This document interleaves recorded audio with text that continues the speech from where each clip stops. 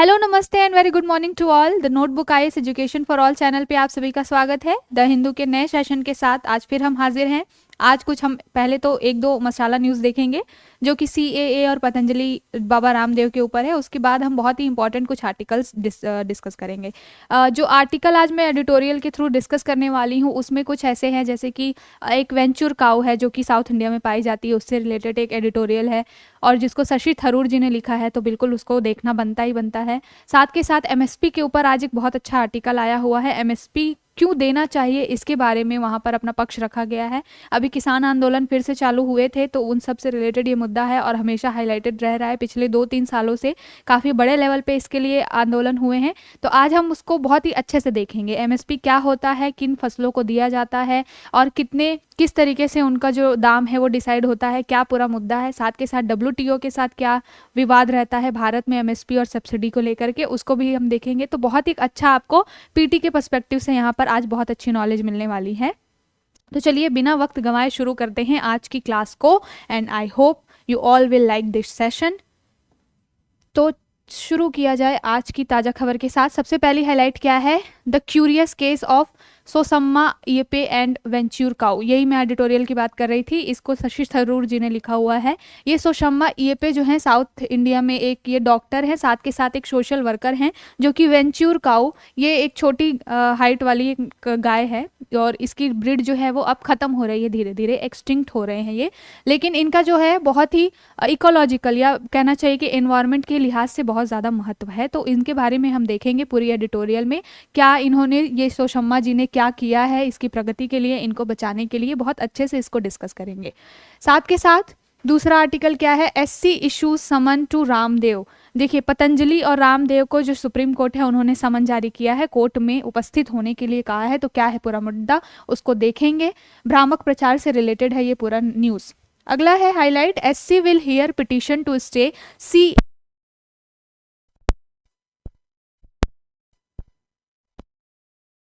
है। जब से ये आया हुआ था तब से लेकर अभी तक बहुत सारे पिटिशंस, लगभग अराउंड 250 के अराउंड या उससे लेस देन 250, 237 समथिंग जो पिटिशंस अब तक फाइल किए गए हैं सीएए के अगेंस्ट में। तो अब उसी के लेकर के सुनवाई होने वाली थी। तो क्या है पूरा मुद्दा, उसको देखते हैं। फिलहाल सुप्रीम कोर्ट ने उसको अप्रैल 9 के लिए, मतलब 9 ऑफ अप्रैल के लिए टाल दिया है इस पूरे मामले को, कि वो इस सीएए के ऊपर 9 अप्रैल को अब चर्चा करेंगे। तो देख लेंगे, इसको थोड़ा सा देख लेंगे कि क्या इसमें बोला गया है। अगली हाईलाइट है 27.6 million people engage in forced labour. ये बहुत ही इंपॉर्टेंट एक रिपोर्ट आई है आईएलओ की, इंटरनेशनल लेबर ऑर्गेनाइजेशन है, उसने एक रिपोर्ट जारी की है जिसमें बताया गया है कि फोर्स्ड लेबर की, मतलब कि एक दबाव के साथ जो श्रम करवाने की या फोर्सफुली जो श्रम करवाने के मामले बहुत ज़्यादा बढ़ रहे हैं नाउअडेज।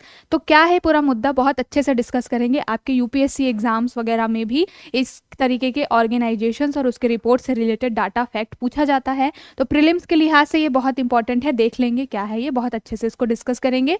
अगला हमारा एडिटोरियल है, गारंटेड एमएसपी इन एथिकल इम्परेटिव। देखिए, एमएसपी के बारे में पूरा एडिटोरियल है, अच्छा है। एक आपको ये एंगल मिलेगा कि एमएसपी की मांग किसान क्यों कर रहे हैं और एमएसपी दिया जाना क्यों ज़रूरी है। तो इसको पूरा देखेंगे, इसके एथिकल इश्यूज देखेंगे, साथ के साथ हम एमएसपी से रिलेटेड फैक्चुअल डाटा भी देखेंगे जो कि आपके प्रीलिम्स के लिए बहुत इंपॉर्टेंट है। जैसे ही आपके प्रीवियस ईयर्स में जिस टाइप के क्वेश्चन बनते हैं एमएसपी से रिलेटेड, मैंने पूरा उस तरीके का डाटा, बिल्कुल यूजफुल डाटा आज पीपीटी में ऐड किया है। तो बहुत ही इंपॉर्टेंट और बहुत ही इन्फॉर्मेटिव क्लास रहने वाली है। उसके पहले हम सेशन शुरू करें, पहले तो आप लोग जो भी नॉन सब्सक्राइबर हैं वो प्लीज़ सब्सक्राइब कर लीजिए, तो हमें भी थोड़ा सा बूस्ट मिलेगा, हमें भी थोड़ा सा मोटिवेशन मिलेगा। चलिए शुरू करते हैं पहली चर्चा। आज की ताज़ा खबर यह है कि Supreme Court will hear petitions to stay CAA on April 9।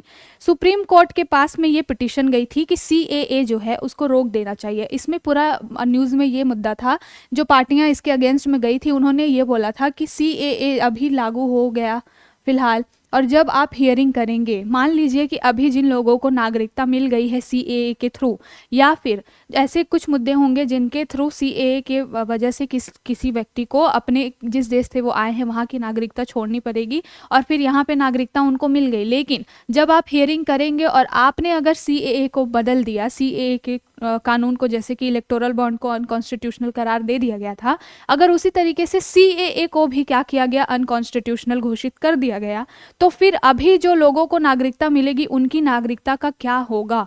कई बार ऐसा होगा ना कि कुछ लोग जिनको यहाँ की नागरिकता मिल गई, वो अपने जिन देश से आए थे, जिन पाकिस्तान, बांग्लादेश और अफगानिस्तान, जिन 3 कंट्रीज से लोग आए हुए थे, वहाँ की नागरिकता वो त्यागेंगे, तब जाके भारत में उनको नागरिकता मिलेगी। लेकिन अगर ऐसा कोई मुद्दा होता है, मान लीजिए कि कोर्ट कुछ टाइम बाद, मान लीजिए उन्होंने 9 अप्रैल की डेट दी है और 9 अप्रैल को कोर्ट ने, सुप्रीम कोर्ट ने ये बोल दिया अगर कि सीएए जो था वो असंवैधानिक था, तो फिर उन लोगों के नागरिकता से संबंधित समस्याओं का क्या निराकरण होगा जिनको अभी नागरिकता दे दी जाएगी। तो ये पूरा मामला है, इसलिए जो पिटीशन डाला गया था कि अभी फिलहाल सीएए को लागू करने से आप रोक दीजिए, उस पर स्टे लगा दीजिए जब तक कि फाइनल आपकी कोर्ट की सुनवाई नहीं हो जाती है। लेकिन सुप्रीम कोर्ट ने बोला कि देखिए, मैटर ये होता है कि जुडिशरी और जो कार्यपालिका है ना, उसको हमेशा क्या है, सेपरेशन और पावर का रूल है, पृथककरण का सिद्धांत यहीं पर काम करता है कि जो काम जुडिशरी का है वो जुडिशरी करेगी, जो काम आपकी विधायिका और कार्यपालिका का है वो करेंगे।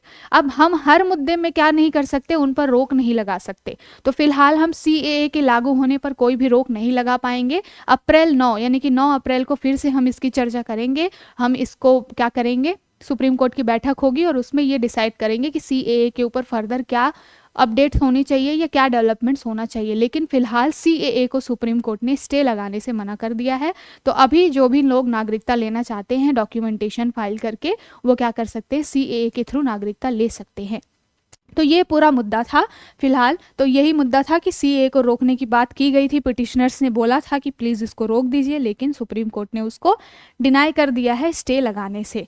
तो ये कुछ न्यूज़ हुई है आपके, क्योंकि सीएए के बारे में हम प्रीवियस में बहुत अच्छे से डिस्कस कर चुके हैं। साथ के साथ मैंने अलग से एक 30-40 मिनट का सीएए का वीडियो भी बनाया हुआ है, जिसमें पूरी मैंने डिटेल से उसकी चर्चा की हुई है, पूरे उसके पॉजिटिव्स, उसके नेगेटिव्स और पूर्वोत्तर राज्यों के लिए क्या मुद्दे हैं, सीएए का हमारे भारत के लिए क्या आर्थिक और बेनिफिट्स हैं, सारी चीज़ें मैंने एक अलग से वीडियो बनाया हुआ था 30-40 मिनट का, उसमें मैंने डिस्कस किया है। तो आप उस वीडियो को भी जाकर देखेंगे तो बिल्कुल आपको एक हॉलिस्टिकली कॉन्सेप्ट क्लियरिटी मिल जाएगी।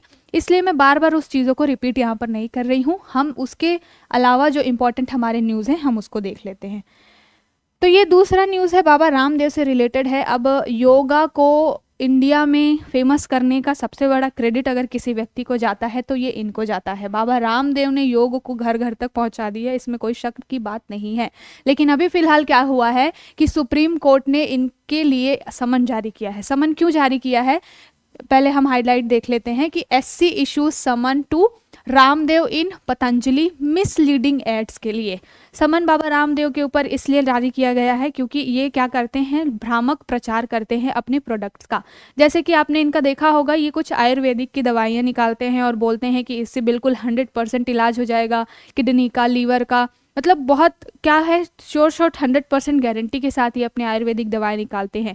ऐसी दवाइयाँ, आयुर्वेदिक दवाइयाँ जिन पर रिसर्च कम हुई है, क्लिनिकली इतना प्रूवन नहीं है कि वो हार्ट पेशेंट को या फिर किडनी या लीवर के पेशेंट को बिल्कुल बेनिफिट कर सकता है, तो वो क्या करते हैं, मिसलीडिंग, जो भ्रामक जो है वो प्रचार करते हैं अपने प्रोडक्ट्स का। इसके लिए सुप्रीम कोर्ट ने पिछले साल नवंबर 21 में, यानी कि 2023 में 21 नवंबर को सुप्रीम कोर्ट ने इनके ऊपर मामला दर्ज करते हुए, सुनवाई करते हुए इनको बोला था, वार्निंग दी थी कि आगे से आप इस तरीके के मिसलीडिंग जो प्रचार हैं वो नहीं करेंगे, भ्रामक प्रचार नहीं करेंगे। पर इनको किसी का खौफ नहीं है। इन्होंने सुप्रीम कोर्ट के इस बात को बोलने के दूसरे ही दिन क्या किया, प्रेस कॉन्फ्रेंस की और फिर वहाँ पर सेम चीज़ें इन्होंने बोली, डॉक्टरों को क्रिटिसाइज़ किया, एलोपैथिक दवाओं को क्रिटिसाइज़ किया और बोला कि मेरी दवाएं, यानी कि मेरी पतंजलि के जो बैनर तले बनी हुई दवाएं हैं वो ज़्यादा इफेक्टिव हैं एज कम्पेयर टू जो एलोपैथिक दवाएं हैं। तो इसके लिए फिर से इनके खिलाफ मामला गया सुप्रीम कोर्ट में और सुप्रीम कोर्ट ने किसमें क्या किया, वार्निंग देते हुए बोला, एक तो समन जारी किया कि अब आप, अभी तक तो वकीलों के थ्रू बातचीत कर रहे थे हम आपको, लेकिन अब आपको खुद आना पड़ेगा। तो समन जारी किया है, उन्होंने बोला कि अब आप कोर्ट में पेश होइए और इस तरीके की हरकत बार बार टॉलरेट नहीं की जाएगी और अगर फिर से इन्होंने ऐसा कुछ किया तो कोर्ट क्या करेगी, इन पर कंटेम्प्ट ऑफ कोर्ट यानी कि अवमानना का पूरा इल्ज़ाम लगाएगी। तो ये है पूरा मुद्दा। ये थोड़ा सा हमारे जानकारी के लिए था, इसलिए मैंने यहाँ पे इसको डिस्कस किया। न्यूज़पेपर की बिल्कुल फ्रंट पेज पे अगर ये दो न्यूज़ आई तो मैं स्किप तो नहीं कर सकती इसको। चलिए अब हमारा जो मेन मुद्दा है शुरू होता है यहाँ से। ये हमारा एडिटोरियल है, क्या है, एमएसपी के ऊपर एक बहुत ही अच्छा आर्टिकल है।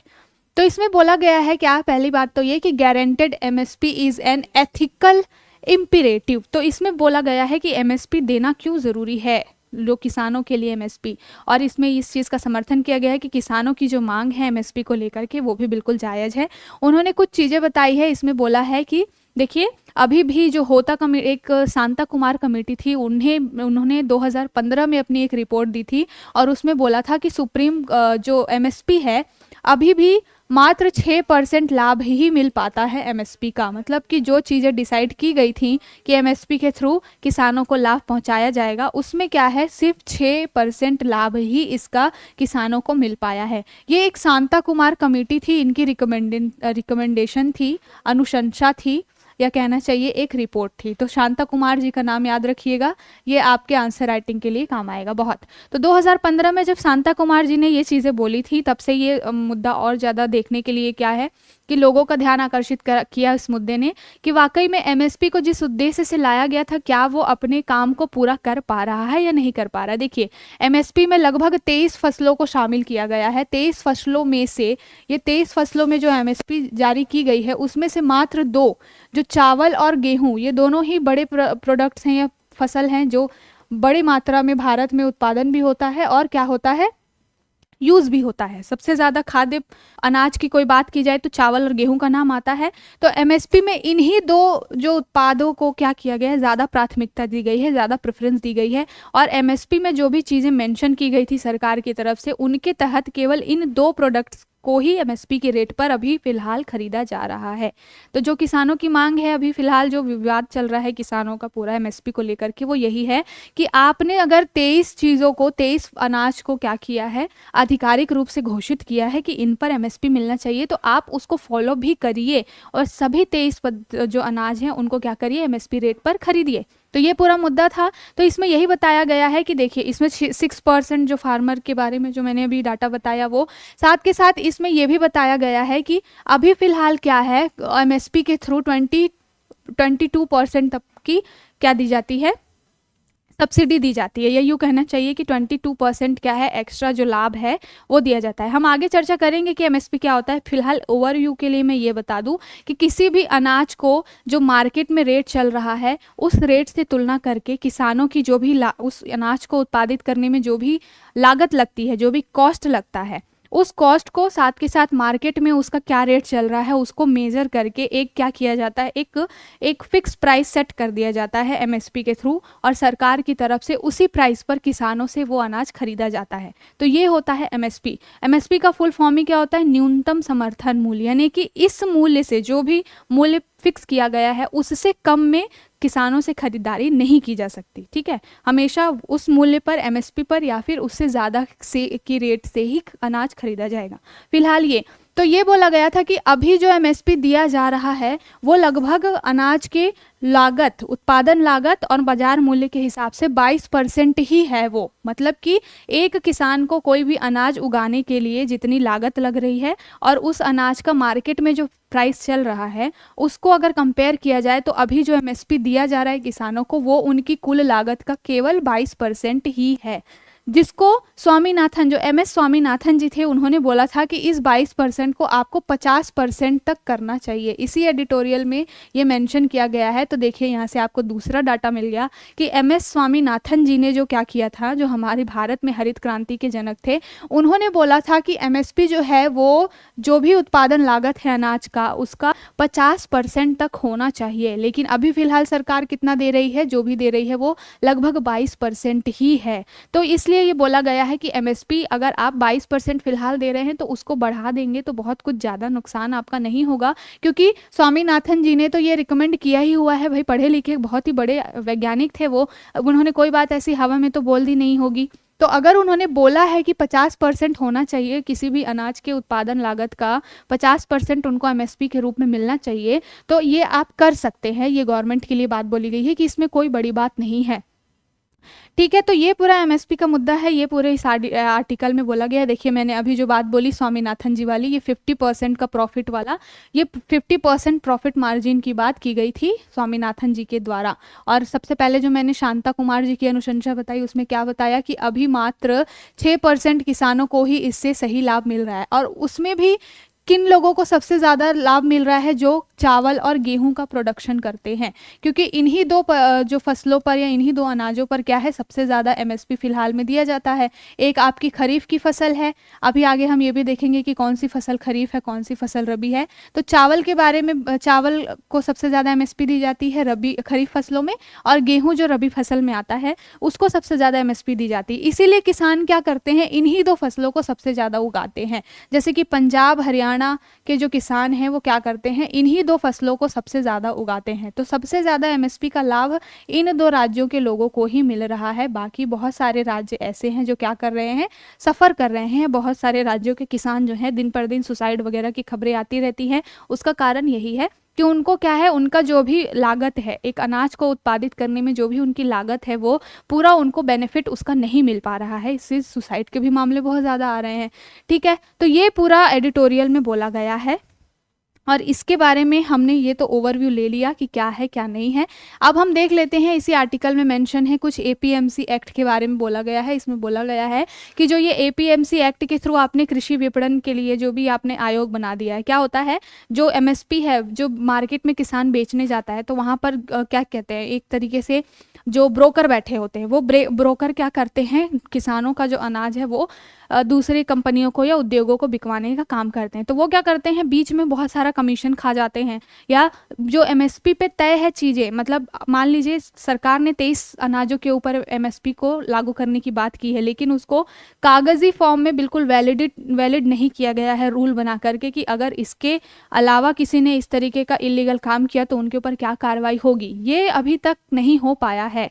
तो इस वजह से क्या होता है कि किसानों का बहुत ज़्यादा शोषण होता है। जब वो मार्केट में बेचने के लिए जाते हैं अपने अनाज, तो उनको उनके अनाज लागत का सही जो रिटर्न मिलना चाहिए वो नहीं मिल पाता है। तो इस आर्टिकल में इसके बारे में भी मेंशन किया गया है कि जो ये व्यवस्थाएं हैं इनको थोड़ा सा क्या करना चाहिए, मजबूत करना चाहिए, अच्छा करना चाहिए, सो दैट कि ये लूप होल्स जो हैं ख़त्म होंगे, तभी जाके किसानों को लाभ मिल पाएगा। तो ये पूरा मैटर है। अब देख लेते हैं हमारा एमएसपी से रिलेटेड हमारे लिए क्या इंपॉर्टेंट चीज़ें हैं जो एक आपके एग्जाम में पूछी जाती हैं। तो सबसे पहले एमएसपी होता क्या है? एमएसपी का मैंने फुल फॉर्म स्टार्टिंग में ही बताया कि ये न्यूनतम समर्थन मूल्य है। ठीक है, तो मिनिमम सपोर्ट प्राइस कहने का क्या मतलब है कि इसके इतना तो दिया ही दिया जाएगा, इससे कम नहीं दिया जाएगा। ठीक है, इससे कम नहीं का मतलब क्या है, ये एक तरीके से बार सेट कर दिया गया कि किसी भी अनाज को, सपोज वो अगर चावल है या गेहूं है, तो जो एमएसपी उसके लिए, मान लो चावल के लिए 2500 रुपए की अगर एमएसपी सेट की गई है, तो इससे कम रेट पे चावल नहीं खरीदा जाएगा। ये होता है एमएसपी का पूरा मामला। न्यूनतम समर्थन मूल्य कहने का मतलब है कि ये न्यूनतम है, इससे कम तो नहीं ही खरीदोगे आप। जो भी मार्केट में लोग खरीदने वाले खरीदार होते हैं, इससे कम पे तो नहीं खरीदेंगे। हाँ, आप चाहें तो इसको बढ़ा जरूर सकते हैं, लेकिन ये न्यूनतम समर्थन मूल्य है, यानी कि इतना तो आपको देना ही पड़ेगा एक किसान को अनाज खरीदने से पहले। तो ये हुआ एमएसपी। अब ये किसके द्वारा? तो भारत सरकार के अंदर जो कृषि मंत्रालय आता है, कृषि मंत्रालय के अंदर ही एक जो है आयोग है, जिसको क्या कहते हैं, कृषि लागत और मूल्य आयोग। इसको क्या कहते हैं अंग्रेजी में? CACP। कृषि लागत और मूल्य आयोग जो है वो क्या करता है, एमएसपी के लिए मार्केट के जो भी मार्केट में रेट चल रहा है उसको, और साथ के साथ किसानों को उस अनाज को उत्पादित करने में क्या लागत लगी उसको, दोनों को तुलना करके एक फिक्स एमएसपी का रेट तय करता है। तो CACP जो है वो क्या करता है, एमएसपी की रेट को तय करता है या निर्धारित करता है। लेकिन यहाँ पर एक मैटर CCEA का भी आता है, जो कि हम आगे चर्चा करेंगे कि मूल्य तो एमएसपी का ये तय करते हैं, लेकिन अंतिम निर्णय जो है ये आर्थिक मामलों की जो मंत्रालय है या कमेटी है CCEA, ये तय करती है कि वाकई में एक्चुअल एमएसपी होगी क्या। ठीक है, सपोज इन्होंने बोल दिया कि 2500 रुपये का आपको चावल खरीदना है, ये एमएसपी है। अगर इनको ये वैलिड लगेगा, सही लगेगा, तो ये 2500 कर देंगे, नहीं तो ये उसको बढ़ा सकते हैं, थोड़ा बहुत घटा सकते हैं। तो अंतिम निर्णय लेने वाली अथॉरिटी अथॉरिटी कौन है, CCEA है। लेकिन अगर पेपर में पूछा जाए कि एमएसपी तय कौन करता है, तो जो ये कृषि लागत और मूल्य आयोग है, ये एमएसपी तय करती है। ये यहाँ पर आपको कंफ्यूजन नहीं होना चाहिए, क्योंकि इस तरीके के प्रश्न आपसे बनते हैं। एमएसपी की घोषणा कब की जाती है, तो साल में 2 बार ये किया जाता है। अगर आपसे स्टेटमेंट बन जाए कि साल में 1 बार किया जाता है, तो बिल्कुल भी नहीं, साल में 2 बार एमएसपी तय की जाती है। एक बार खरीफ के लिए और फिर रबी के लिए। तो 2 सीजन होते हैं ना हमारे यहाँ, बीच में एक जायद फसलों के लिए 2 महीने का समय होता है, जो कि आपका गर्मियों में आता है, मई जून वगैरह। तो एक जो खरीफ वाला सीजन है और दूसरा जो रबी वाला सीजन है, तो साल में 2 बार जो है वो एमएसपी की टाइम पे घोषणा होती है। तो ये पूरा मुद्दा है, मैंने पहले ही बता दिया कि इसको कौन लागू करता है, CCAP। तो CACP माफ कीजिएगा, तो CACP क्या है, मैंने पहले ही बताया कि कृषि मंत्रालय के अंतर्गत आने वाला एक आयोग है जो एमएसपी की क्या है, मूल्य निर्धारित करता है। इसकी स्थापना कब हुई है, 1965 में। ऐसे भी आपसे क्वेश्चन पूछता है आयोग वगैरह से रिलेटेड, इसलिए मैंने इसको यहाँ पे लगाया है कि CACP की स्थापना कब हुई है, 1965 में इसकी स्थापना हुई है। और जो आर्थिक मामलों की मैंने कमेटी की बताई कि CCEA है, जो कि क्या करता है, एमएसपी के ऊपर में फाइनल निर्णय लेता है, उसकी अध्यक्षता कौन करते हैं, प्रधानमंत्री। तो देखिए मोदी जी हैं यहाँ पर, फाइनल अथॉरिटी उनके पास में है कि एमएसपी क्या देना है। ये तो रिकमेंड कर देते हैं, CACP कृषि लागत और मूल्य आयोग, ये रिकमेंड कर देते हैं कि इतना एमएसपी दिया जाना चाहिए। लेकिन जो फाइनल वर्डिक्ट है या फाइनल जो निर्णय है, वो प्रधानमंत्री की अध्यक्षता में ये CCEA लेती है। आर्थिक मामलों की कैबिनेट समिति जो है वो ये पूरा मामला देखती है। तो आई होप आपको यहाँ से कोई कंफ्यूजन नहीं होगा। अब मैंने स्टार्टिंग में ही बताया कि लगभग 23 फसलों के ऊपर क्या किया जाता है, एमएसपी दी जाती है, जिसमें से 22 फसलें, अब कहीं कहीं पर आपको दिखेगा 23 फसल, कहीं पे आपको दिखेगा 24 फसल। तो कई जगह पे डाटा का मिसमैच होने की वजह से कंफ्यूजन होता है। फिलहाल क्या है कि 22 फसलों को क्या दिया जाता है, एमएसपी, और एक फसल जो होती है उसके ऊपर दिया जाता है FRP। ठीक है, तो टोटल 23 फसलें हैं एमएसपी के ऊपर अगर देखा जाए तो, लेकिन ये 23 नहीं है, 22 फसलों को एमएसपी दी जाती है। ये एक क्वेश्चन आपसे अलग से बनता है। और एक जो फसल होती है गन्ने की, उसके ऊपर क्या दिया जाता है, FRP। अब मैं उसको भी चर्चा करूंगी, यहाँ से कोई भी आपका कंफ्यूजन नहीं होगा, सारी चीज़ें क्लियर होके ही जाएंगी। तो जो एक FRP है, अब MSP और FRP में क्या अंतर है, MSP में ये है कि MSP जो है वो आपके खरीफ और रबी की फसलों पे दिया जा रहा है, जो गेहूँ, चावल हुए, कपास हुए, बाजरा हुआ, मक्का हुआ, इन सारी फसलों पे। लेकिन ये जो FRP है ये केवल और केवल गन्ने के लिए लागू किया जाता है। और अंतर ये है कि ये चीनी उद्योग में जो लोग होते हैं, चीनी उद्योग के जो मालिक होते हैं, उनके लिए ये होता है कि अगर कोई किसान आपके पास गन्ना बेचने के लिए आता है, तो जो इसका फुल फॉर्म क्या है, फेयर एंड रिम्यूनरेटिव प्राइस। ठीक है, उचित मूल्य का ये एक तरीके का उचित मूल्य प्राइस है। और ये चीनी उद्योगों के लिए है कि जब कोई किसान आपके पास गन्ना बेचने के लिए आता है, तो आपको इस रेट पर, जो ये तय की जाएगी सरकार के द्वारा, इसी रेट पर गन्ना खरीदना है। ठीक है, तो आपको कोई कंफ्यूजन नहीं होना चाहिए कि एमएसपी और एफआरपी में क्या अंतर है। ये क्वेश्चन आपसे कभी बन सकता है, तो आपको ध्यान में रखना है कि 22 जो फसलें हैं उनके लिए एमएसपी तय की जाती है, जो कि केंद्र सरकार करती है, लेकिन जो गन्ना है उसके लिए एफआरपी तय की जाती है। और ये क्या होता है, केंद्र सरकार के साथ साथ राज्य सरकारों को भी यहाँ पे थोड़ी अथॉरिटी दी जाती है कि वो अपने राज्य के हिसाब से एफआरपी की प्राइस में कम ज़्यादा कर सकते हैं। तो ये एक बेसिक डिफरेंस है। साथ के साथ अब हम देख लेते हैं कि एमएसपी में कौन शामिल है। तो इसमें देखिए, मैंने पहले बताया कि धान, गेहूं, दलहन और तिलहन फसलें शामिल हैं। ठीक है, अब आपके लिए ये होमवर्क रहेगा कि जाकर आपको देखना है कि इन फसलों में कितने तिलहन की फसलें हैं, कितनी आपकी जो दलहन की फसलें हैं, ये सब आपको देखना है, कितनी वाणिज्यिक फसलें हैं, ये सब आपको देखना है। ये आपका होमवर्क रहेगा। ठीक है, अब हमने एफआरपी के बारे में देख ही लिया कि केवल और केवल गन्ना के लिए ये लगाया जाता है। और इसमें क्या होता है, उत्पादन लागत और जो मार्जिन होता है ना, प्रॉफिट का मार्जिन होता है, इन दोनों को कैलकुलेट करके ये तय किया जाता है एफआरपी। तो आई होप आपको कोई कंफ्यूजन नहीं होगा। देखिए, एफआरपी और एमआरपी की प्राइस जो है उसमें 2 बेसिक अंतर है। एक तो ये कि जो एफआरपी है वो केवल गन्ना के लिए, दूसरा ये कि एफआरपी की गणना में केवल उत्पादन लागत और लाभ पे जो लाभ मार्जिन जो मिलना चाहिए वो मिलता है। लेकिन जब एमएसपी तय की जाती है तो उसमें क्या क्या देखा जाता है, उत्पादन की लागत भी देखी जाती है, जो मार्जिन ऑफ प्रॉफिट मिलना चाहिए ना, प्रॉफिट जो किसान को कुछ मिलना चाहिए वो भी देखा जाता है, साथ के साथ बाजार मूल्य भी देखा जाता है। तो ये एक बेसिक डिफरेंस है। एमएसपी में क्या है, बाजार मूल्य को भी कंसिडर किया जाता है, लेकिन एफआरपी में केवल उत्पादन लागत और उसके साथ साथ लाभ मार्जिन को देख करके पूरा एफआरपी तय किया जाता है। तो आई होप अब यहाँ से आपको कोई भी कंफ्यूजन नहीं होगा, और आई थिंक मुझे ये लगता है कि ये टॉपिक आपको कहीं पे भी किसी ने नहीं बताया होगा जो मैंने यहाँ पर डिस्कस किया है। ठीक है, चलिए अब देख लेते हैं कि अभी फिलहाल क्या किया था केंद्र सरकार ने। अभी रबी का सीजन चल रहा था, ठंड के टाइम में क्या होता है, रबी का सीजन चल रहा होता है, अक्टूबर नवंबर वाला टाइम। तो उसमें क्या किया था, गेहूं में जो है, गेहूं की एमएसपी में सबसे ज़्यादा बढ़ोतरी की गई थी। तो आपसे ये भी क्वेश्चन पूछता है, और ये आपका काम है कि जब जब खरीफ और रबी की फसलें अपडेट होती हैं इनके एमएसपी में, तो आपको जा करके देख लेना है कि किस फसल में एमएसपी सबसे ज़्यादा बढ़ाई गई है और किस में एमएसपी को कम किया गया है, क्योंकि इस तरीके के क्वेश्चन आपसे पूछे जाते हैं।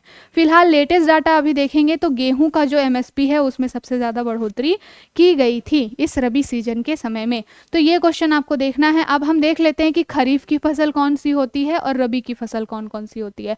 तो खरीफ फसलों में देखिए, दो, उत्तर भारत में थोड़े एक दो फसल इधर उधर होते हैं और दक्षिण भारत में एक दो फसल कुछ अलग होती हैं। बाकी ओवरऑल इंडिया में एक सीजन में एक टाइप की ही फसलें उगती हैं, लेकिन क्षेत्र के हिसाब से, भौगोलिक स्थिति के संरचना के हिसाब से कुछ चीज़ें, कुछ फसल अलग भी उगाई जाती हैं।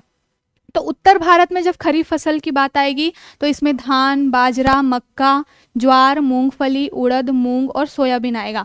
अब मैं इसको यहाँ पर क्यों डिस्कस कर रही हूँ, क्योंकि आपसे कई बार यूपीएससी में आपने देखा होगा पीवाईक्यू उठा करके, तो उसमें 4-5 फसलों के नाम दिए जाते हैं और उसमें से पूछा जाता है कि इसमें से कौन रबी की फसल है, कौन खरीफ की फसल है। तो ये आपको पता होना चाहिए कि एटलीस्ट 4-5 तो पता होना चाहिए, सो दैट आप एलिमिनेट करके आंसर तक पहुंच पाओ कि कौन सी रबी की फसल है, कौन सी खरीफ की फसल है। तो देखिए, धान बाजरा, मक्का, ज्वार, मूंगफली, उड़द, मूंग और सोयाबीन, ये सारी जो खरीफ फसलों में आती हैं जो कि उत्तर भारत में उगाई जाती हैं। साथ के साथ कपास, तिल, रागी, ये सब अन्य कुछ खरीफ फसलें हैं जो दक्षिण भारत में उगाई जाती हैं। तो आपको ये पता होना चाहिए, एटलीस्ट 4-5 पता होना चाहिए मेजर, जैसे कि धान हुआ, मक्का हुआ, जो मोटे अनाज हैं, जो अभी millet year, international millet year घोषित किया गया था 2023 को। अब आपको कमेंट में ये बताना है कि 2024 को कौन सा ईयर घोषित किया गया है, ये आपको बताना है कमेंट करके। तो खरीफ की फसलों में कौन कौन से हैं, मेजर है धान, बाजरा, मक्का, ज्वार, मूंगफली, सोयाबीन, तिल, मूंगफली, कपास, ये सारी चीज़ें खरीफ की फसलों में आती है। रबी की फसलों में क्या आता है, जो गेहूं वगैरह है, जैसे कि देखिए यहाँ पर है गेहूं, जौ, सरसों, चना, मटर, अलसी, तो ये सारे कुछ रबी की फसलें हैं। अब आपको नाम ध्यान से एक जगह लिख के और याद कर लेना है, एटलीस्ट 4-5 खरीफ की फसल, 4-5 रबी की फसल, क्योंकि ये आपसे एग्जाम में पूछा जाता है। तो ये जो पूरा एडिटोरियल था उससे रिलेटेड ये हमने पूरा डिस्कस कर लिया। इससे कोई भी प्रश्न आपका बनेगा अब तो छूटेगा नहीं एमएसपी से रिलेटेड, और किसान आंदोलन की वजह से ये मुद्दा हाईलाइटेड है, तो आपसे प्रश्न बनने की संभावना बिल्कुल है। अब जो एक और चीज़ यहाँ पर बहुत हाईलाइटेड रहती है कि जो भारतीय सब्सिडी है, इंडियन सब्सिडी है, इसके लिए जो डब्ल्यूटीओ में बार बार मुद्दा उठता है कि ये जो अपने किसानों को इतनी सब्सिडी दे रहे हैं ये सही नहीं है। इंटरनेशनल लेवल पे जो डब्ल्यूटीओ हैं और उसके अन्य देश हैं वो हमेशा भारत के खिलाफ इसके ऊपर बोलते हैं कि जो भारत है अपने किसानों को ज़रूरत से ज़्यादा एमएसपी दे रहा है। तो देखिए, भारत सरकार भी दुविधा में फंसी हुई है। एक तरफ जो इंटरनेशनल ऑर्गेनाइजेशन है वो कहता है कि भाई तुम बहुत ज़रूरत से ज़्यादा दे रहे हो सब्सिडी, और जो इंडिया के किसान है वो कह रहे हैं कि 22% से आपको 50 ही तो करना है, क्या इतनी बड़ी प्रॉब्लम है। अभी 22 दे रहे हैं तब तो ये डब्ल्यूटीओ पीछे पड़े हुए हैं, वहाँ के देश 50 देंगे तो पता नहीं क्या होगा। तो डब्ल्यूटीओ का एक कंसर्न है, डब्ल्यूटीओ 3 तरीके के बॉक्स बनाता है सब्सिडी देने के मामले में, चाहे वो पर्यावरण से संबंधित उत्पाद हो, चाहे वो कृषि से संबंधित उत्पाद हो, चाहे वो उद्योगों से संबंधित उत्पाद हो। तो डब्ल्यूटीओ क्या करता है, एक बॉक्स जारी करता है। एक बॉक्स होती है ग्रीन बॉक्स, दूसरा होता है एम्बर बॉक्स, और एक होता है ब्लू बॉक्स, और एक ऑरेंज बॉक्स भी होता है। ठीक है, तो 3-4 तरीके के बॉक्सेस हैं डब्ल्यूटीओ के। ये बेसिकली क्या होते हैं, किस उत्पाद को सब्सिडी कितनी देनी है इसके आधार पर ये 2-3 बॉक्स हैं। तो आपसे आप यूपीएससी में ही प्रीवियस ईयर में एम्बर बॉक्स के बारे में पूछा गया था एक बार, तो आप उसको जा करके देखिएगा। फिलहाल मैं यहाँ पे डिस्कस करती हूँ कि ग्रीन बॉक्स में क्या होता है। देखिए, ग्रीन बॉक्स क्या है, एक तरीके से नाम में ही है ग्रीन, ग्रीन सिग्नल है, मतलब कि go for it. Green signal में यह है कि जो वस्तुएं या जो अनाज इसमें शामिल होते हैं ग्रीन बॉक्स में, उनके ऊपर सब्सिडी देने के मामले में कोई भी बाधा, कोई भी दबाव नहीं है। बिल्कुल आप स्वतंत्र रूप से अपने यहाँ के लोगों को ग्रीन बॉक्स में जो चीज़ें शामिल हैं उस पर सब्सिडी दे सकते हैं। तो ग्रीन बॉक्स जो क्या करती है, सब्सिडी को रोकती नहीं है डब्ल्यूटीओ की, ये अनुमति देती है कि आप कुछ उत्पादों पर सब्सिडी दे सकते हैं, ठीक है।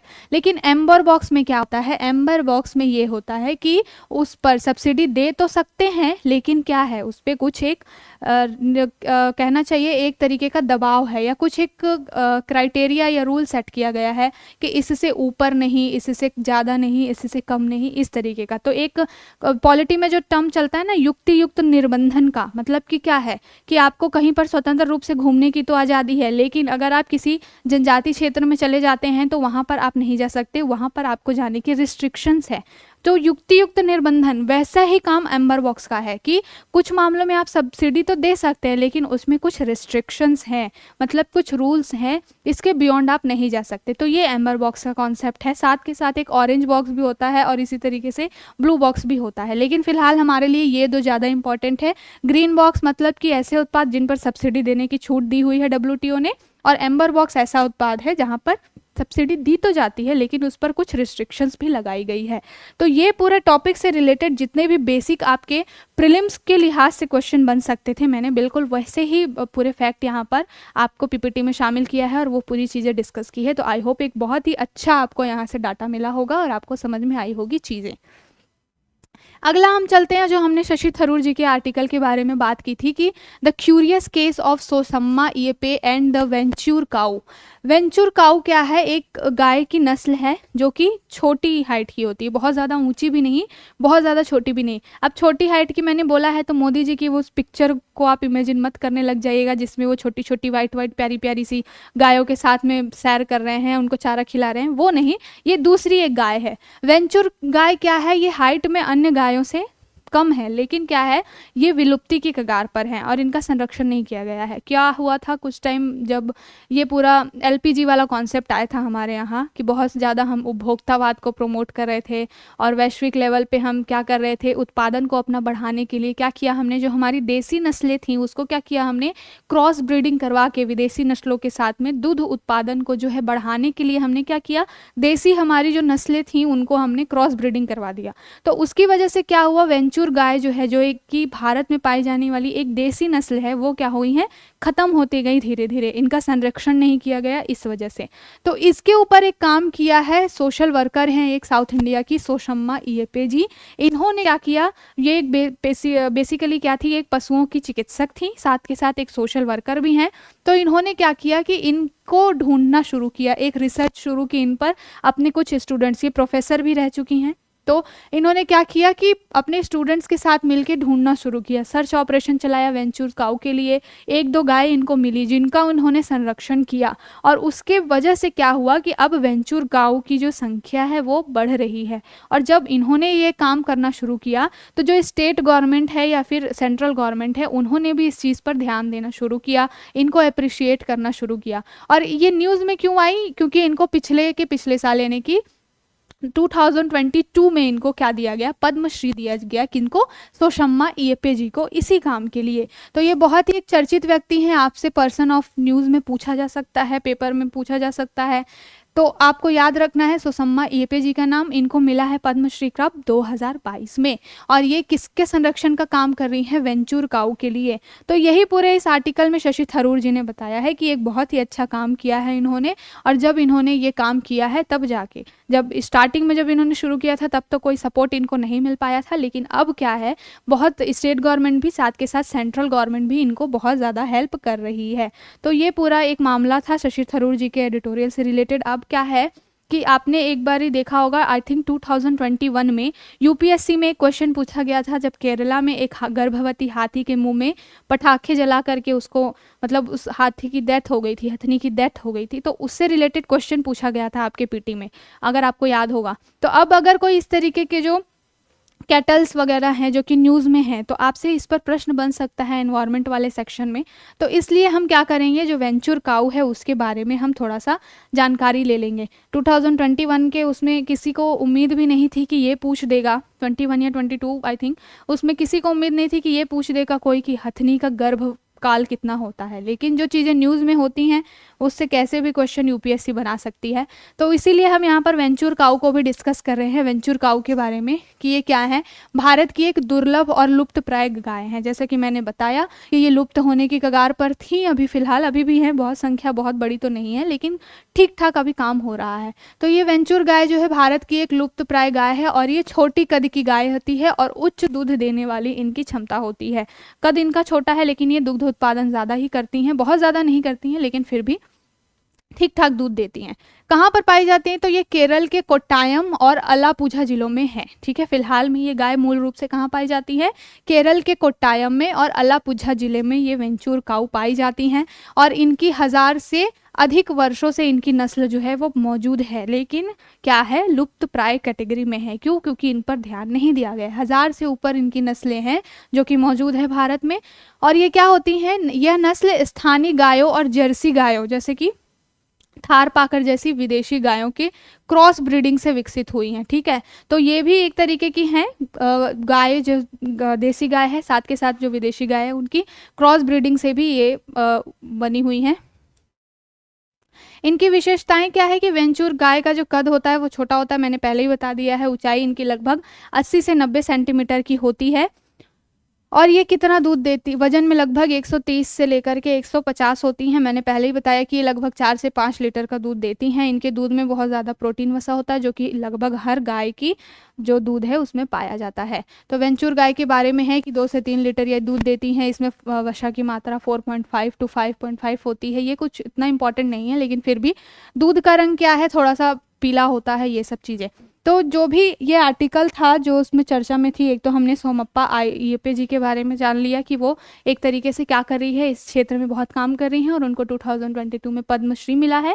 साथ के साथ वेंचुर काऊ के बारे में भी हमने जान लिया, कहाँ पर पाई जाती हैं। मोस्टली जो है ये केरला में, अलापुझा जिलों में और कोट्टायम जिलों में पाई जाती हैं। ठीक है, अब चलते हैं हम अपने अगले और बहुत ही इंपॉर्टेंट आर्टिकल की तरफ। इसमें क्या बोला गया है, जो इंटरनेशनल लेबर ऑर्गेनाइजेशन है ILO है, उन्होंने फोर्स लेबर पे आधारित एक अपनी रिपोर्ट जारी की है। इसमें क्या बोला है कि 27.6 million people engaged in force labour in 2021। तो 2021 मतलब 2016 से लेकर के 2021 तक के इन्होंने आंकड़े जुटाने के बाद में ये क्या किया है, रिपोर्ट जारी की है। इस रिपोर्ट में क्या बताया गया है, सबसे पहले तो ILO के बारे में बताया गया है कि ILO क्या है, ये जेनेवा में स्थित है इसका मुख्यालय, और इसने फोर्स लेबर के ऊपर अपनी एक रिपोर्ट जारी की है और इसमें बताया है कि इस फोर्स लेबर की वजह से वर्ल्ड वाइड लगभग 36 बिलियन जो लाभ है या 36 बिलियन रुपए कमाए जा रहे हैं ज़बरदस्ती व्यक्तियों से श्रम करवा करके। तो ये पूरी रिपोर्ट इन्होंने जारी की है। इसमें कुछ परसेंटेज बताए हैं कि कौन कौन से एरिया में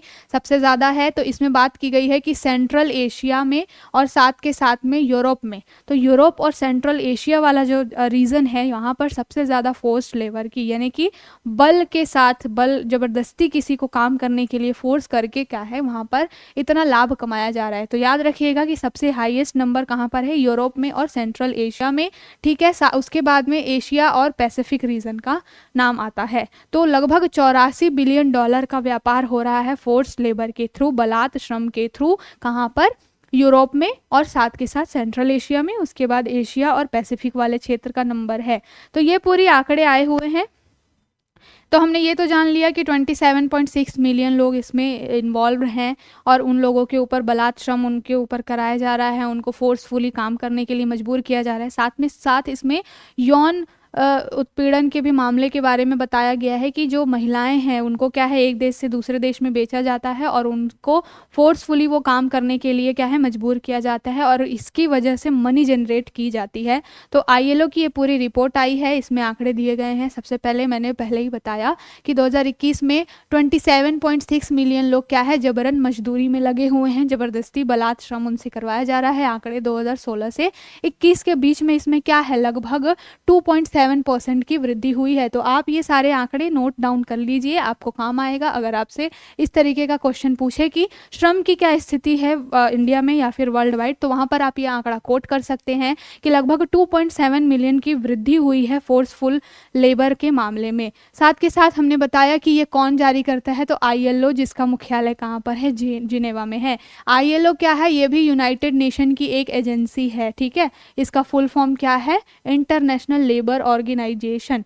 तो ILO की जो मुख्यालय है वो कहाँ पर है, जिनेवा में है, ये ध्यान में रखिएगा।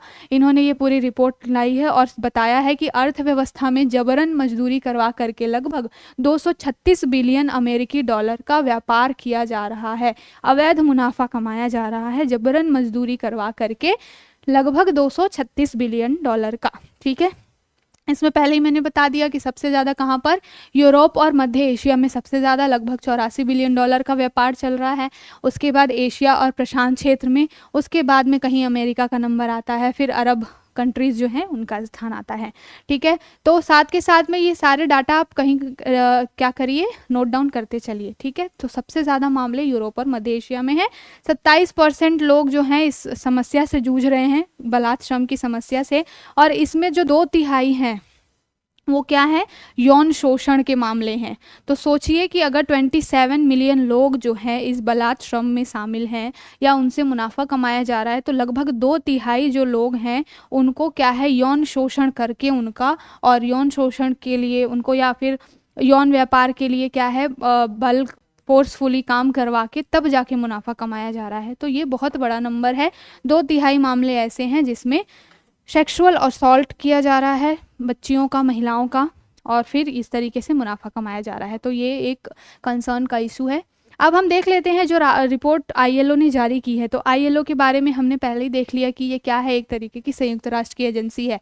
इसकी स्थापना कब हुई है, तो 1919 में इसकी स्थापना हुई है, और मुख्यालय कहाँ है, जिनेवा में, जो कि स्विट्जरलैंड में है, ठीक है। अब 1919 देख के किसी को वर्ल्ड वॉर याद आ गया होगा, ठीक है, फर्स्ट वर्ल्ड वॉर का। तो ILO की स्थापना हुई है 1919 में, 1919 में, कहाँ पर, जिनेवा, स्विट्जरलैंड के में, यहाँ उसका मुख्यालय है। अब देख लेते हैं कि ILO की कुछ विशेष रिपोर्ट्स आती हैं, है ना। आपसे UPSC में क्वेश्चन पूछा जाता है, जैसे कि हमने IMF वगैरह, वर्ल्ड बैंक वगैरह, इनकी रिपोर्ट्स वगैरह देखी थी, ठीक है। जो वर्ल्ड इकोनॉमिक फोरम है, WEF, हम कुछ अभी और ऑर्गेनाइजेशंस देखेंगे, आप इसकी बिल्कुल चिंता मत करिएगा। जिस दिन आर्टिकल कम आएंगे उस दिन हम फिर 4-5 नए जो ऑर्गेनाइजेशंस है उसको देखेंगे। तो आप एक काम करिएगा, जो सैटरडे को आई थिंक मैंने ये ऑर्गेनाइजेशन वाला लिया हुआ था क्लास, उस क्लास को देख करके आप एक पतली सी कॉपी या 2-4 पेज का नोट तैयार करिए, जहाँ जहाँ पर मैं ऑर्गेनाइजेशंस बताते जा रही हूँ लिखते जाइए। अब नेक्स्ट सैटरडे या फिर कभी जिस दिन भी कम आर्टिकल आएंगे उस दिन हम फिर से ऑर्गेनाइजेशंस को, कुछ 4-5 ऑर्गेनाइजेशंस जो आपके एग्जाम के लिए इंपॉर्टेंट है, उसको डिस्कस कर लेंगे। तो फिलहाल हम ILO की रिपोर्ट देख रहे हैं। ILO की कौन कौन सी रिपोर्ट है, पहला तो एक लेबर फोर्स वाला जो हमने बताया वो, साथ के साथ में विश्व रोजगार और सामाजिक आउटलुक रिपोर्ट है, ये भी जो है ILO जारी करती है। बाल श्रम रिपोर्ट है, इसको भी ILO के द्वारा जारी किया जाता है। मजदूरी रिपोर्ट और सामाजिक सुरक्षा रिपोर्ट, तो ये सब के सब ILO के द्वारा जारी किए जाते हैं। देखिए, लेबर जिसके नाम में ही श्रम है, तो वो श्रम से संबंधित या व्यापार से संबंधित, सामाजिक सुरक्षा से संबंधित क्या करेगा, रिपोर्ट जारी करेगा। तो वही बात है कि पहली रिपोर्ट है विश्व रोजगार और सामाजिक आउटलुक, दूसरा है बाल श्रम के ऊपर, फिर तीसरी रिपोर्ट है मजदूरी के लिए, और चौथी रिपोर्ट है सामाजिक सुरक्षा रिपोर्ट। तो ये हुआ पूरा आपका न्यूज़। अब ILO के बारे में मैंने बताया कि वो 1919 में बनी है और लगभग 187 देश जो हैं अभी इसके सदस्य हैं। तो आपसे स्टेटमेंट में संगठनों के बारे में क्वेश्चन पूछ सकता है, इसलिए हमने यहाँ पर इसको डिस्कस किया है। तो ये था आज का पूरा न्यूज़ और उससे संबंधित जो भी चीज़ें बन सकती थी। आपको आई होप ये चीज़ें समझ में आई होंगी, और बहुत ही इंफॉर्मेटिव आज की क्लास थी, जहाँ पर हमने PT के रिस्पेक्ट में जितनी भी चीज़ें बन सकती थी, फैक्चुअल चीज़ें, वो मैंने यहाँ पर आपको डिस्कस किया। तो आई होप आपको आज का सेशन अच्छा लगा होगा। साथ के साथ में नॉन सब्सक्राइबर्स प्लीज़ सब्सक्राइब कर लीजिए, और अगर आपको हमारी ये पहल, हमारी मुहिम अच्छी लग रही है तो हमारे notebook IAS education for all channel को ज़्यादा से ज़्यादा लाइक करिए, शेयर करिए, सब्सक्राइब करिए, और ऐसे ही हमारे साथ बने रहिए। Thank you.